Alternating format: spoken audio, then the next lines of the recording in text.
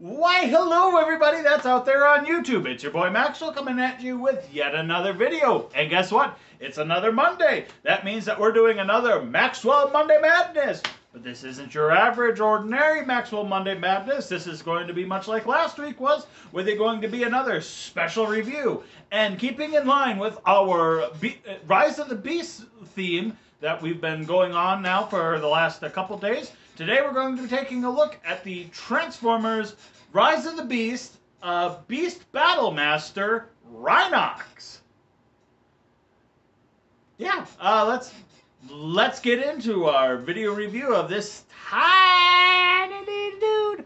It goes do do do do do do do do do do do do.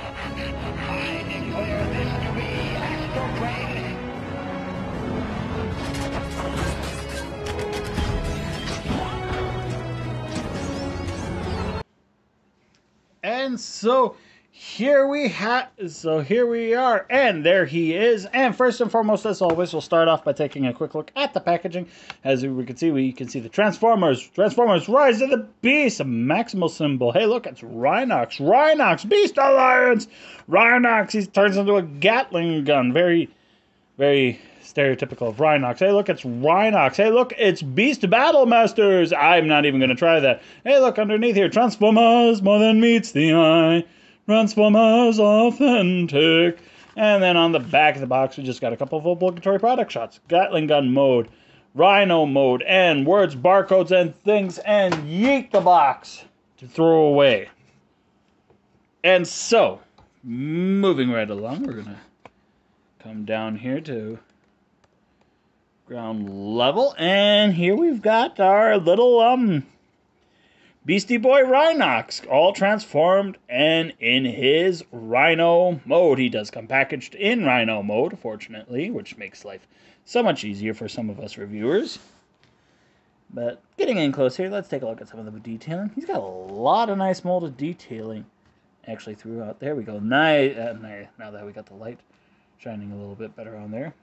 I don't know what that was on my finger. Anyway, nice green for the eyes, nice brownish coloring for the texturing, and silver throughout. All kinds of nice, cool, molded detailing throughout. There's his butt. Here's his other side, and yeah, pretty cool, pretty nice. Very nicely detailed and sculpted. Articulation for this guy, not a whole lot, nothing at the head, but his legs kind of can move a little bit. They mostly rotate and bend in, but that's mostly due to transformation and whatnot. And yeah, that's basically it for that. And of course, with him in his Rhino mode, we're going to do just a couple small little quick comparisons. Here he is next to the Battle Master Rung that was released back in the Siege line. So we can see just how well these two would look together next to each other on the shelf, if I had them next to each other on the shelf. Here he is next to the Metal Hawk Prime armor, Vector Prime. There you got that. Here he is next to the Clobber figure from Titan's Return. Got a couple Beastie Boys, and then here we got either Hot Link or no. I can't remember those guys' names. That's on me. Sorry, I can't remember some of my figures' names. Oh well, such is life. But there he is with it, yet another Battle Master, just so that way then you can get a sense of how those two would scale with each other. And here he is next to the Waspinator that came out from the Thrilling 30s line. So you can get a sense of how these two would look together on the shelf. And of course, granted with this Waspinator, just a quick couple things, and he's in his Wasp mode. And yeah, I think these two would look great together if they were on the shelves next to each other, actually. If you were to ask me, granted, of course, no one asked me, but hey, if you're watching my channel, that means you somewhat value my opinion on certain things, and that's my thought and my opinion, that these two would look pretty good together on the shelf. There you got that. And then last but certainly not least, just for the sake of some level of a other mainline comparison, here he is next to Core Class Hot Rod. Just so that way you can see he's a lot smaller than your average Core Class figures. So there you go, and there you got that. And just here's a splice-in comparison. Here he is next to the Voyager Class Optimus Prime that we just reviewed here on the channel. Yeah, not really in scale with each other, but I'll show you what he does here in just a few moments. So yeah, that's basically it for him and his little Rhino mode. What you see is what you get. So let's get into his transformation into his weapon mode. He does have a weapon mode. He turns into a Gatling gun. And so to do that, we're going to start off by first flipping down the handle, so that way which comes right out of his chin. And then we're going to take him and we're going to split him down the middle, and there you got your big old butt rocket, your butt Gatling gun. From there, we're going to take one side, we're going to flip it all the way in, like so, and continue to bring this whole panel section back further, because they go all the way back like so. And then we're going to close that up. Take the legs, fold them up, and rotate them in. Fold it up and rotate it in, so that way it is like so. Do the same thing on this other side. Flip it up, bring it down, rotate it in, bring it down, rotate it in, like so. And yep, that's right. It's been a little bit since I looked at the instructions. And there you have it. There you got him in his gun mode. He's got a butt gun mode.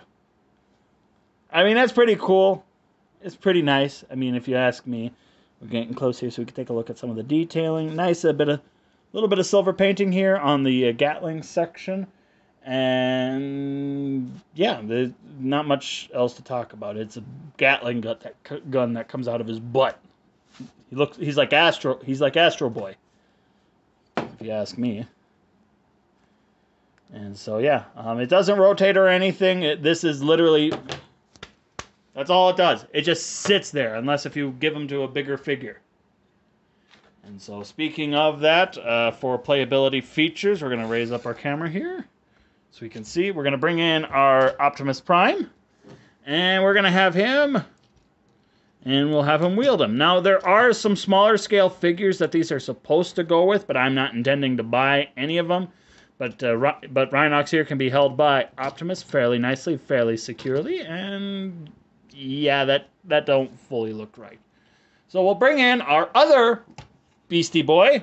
He will be this Friday's review, so stay tuned for later this week. But we'll take one of his Gatling guns, and we'll just take this and we'll give it to him. Now the color matching is not quite right, but I mean that looks a lot better in my opinion. It's like as if he's got his own little weaponizer deployer of a mini Rhino, which is pretty cool and pretty nice if you want to do that. I mean, you got options. They give you the options, and as always, options are what? Options are good. They're good. And now, just for a couple quick comparisons, here in his gun mode, here he is next to Rung yet again in his weird healing gun mode thing. Here he is next to Waspinator in his gun mode thing. Here he is next to Clobber in his. Here we have Singe or Scorch or whatever his name was. I can't remember for the life of me. And here he is next to the Metal Hawk armor in its weapon mode. So we can get a sense of how these all will look together, obviously. And we've already seen what he looks like with Voyager class figures, and here he is next to a Core class figure. Not going to do any good for wielding purposes, but hey, now you know. You could say you've seen it here, how he looks next to a Core class figure. There you go with that.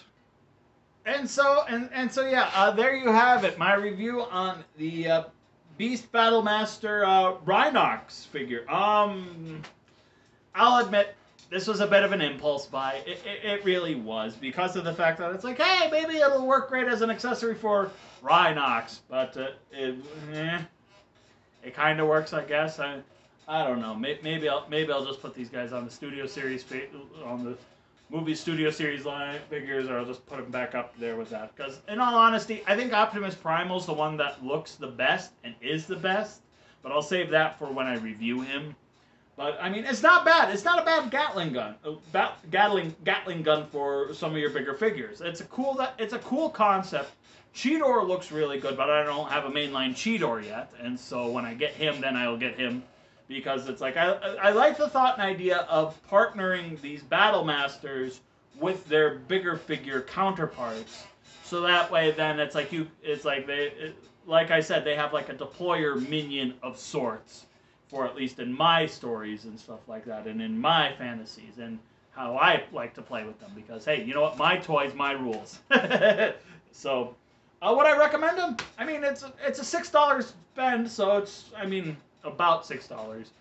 I mean, sure, why not? I mean, why not? Dare I keep saying why not? Because it's just a cool neat little thing. I mean, if anything, you get a pocket-sized Rhino. That's pretty cool to play with, and then it's like you just do a few steps, and then voila, he's a Gatling gun. So it's like I mean, whatever you want to do. It's like your money, spend it how you wish. I don't regret having gotten him. He goes on quite nicely onto the shelf next to Rhinox when Rhinox up on the shelf. So there you go, and there you got that. So thanks for tuning into this latest installment of Maxwell's Monday Madness Review Edition.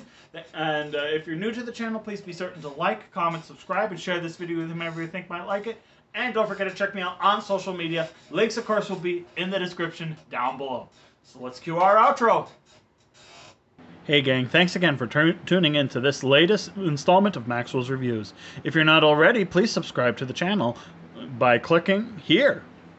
And please be certain to check out this other video review. And also be certain to like, comment, subscribe, and share this video with whomever you think might like it. All the help really helps me out. And so again, until next time, fun people, camera fall down!